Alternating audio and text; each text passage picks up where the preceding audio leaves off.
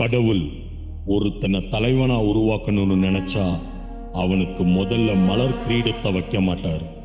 அவனை சுக்கு நூறா சல்லி சல்லியா உடைச்சு பார்ப்பார்.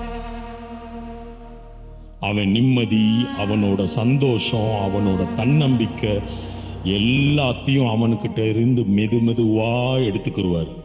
கடைசியா அவன்கிட்ட மிச்சமா இருக்கிறது ஒன்னே ஒண்ணுதான். அது அவனோட உண்மையான மனசு. அது பரீட்சை இல்லை, பயிற்சி. அவனுக்கு கொடுக்கப்படுற அத்தனை வழிகளும் சோதனைகளும் அவனை அழிக்கல.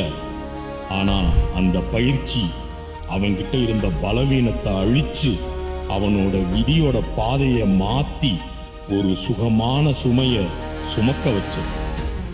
ஒவ்வொரு துரோகமும், ஒவ்வொரு தோல்வியும், ஒவ்வொரு வழியும் எல்லாமே கடவுள் தன்னை துண்டு துண்டா வடிவமைக்கிற தருணங்கள்னு அவன் நினைச்சான்.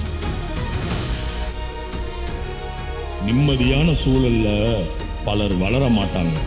ஆனா குழப்பமான சூழல்ல தான் மனிதன் தன்னை உணர்ந்து தனது பலவீனத்தையே பலவீனமாக்கி பலமானவனா தன்னையே மாத்திக்கிறான். இன்னைக்கு உன்னை உடைக்கிறதா நீ நினைக்கிற எல்லா தடைகளும் நாளைக்கு உன்னை யாராலும் நிறுத்த முடியாத ஒரு அசாத்தியமான சக்தியா மாற்றும்.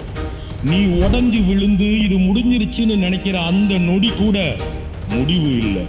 அதுதான் உனக்கான ஒரு புதிய தொடக்கம். நிறைய பேர் இதுதான் முடிவுன்னு நினைச்சு பாதியிலேயே நின்றுடுவாங்க.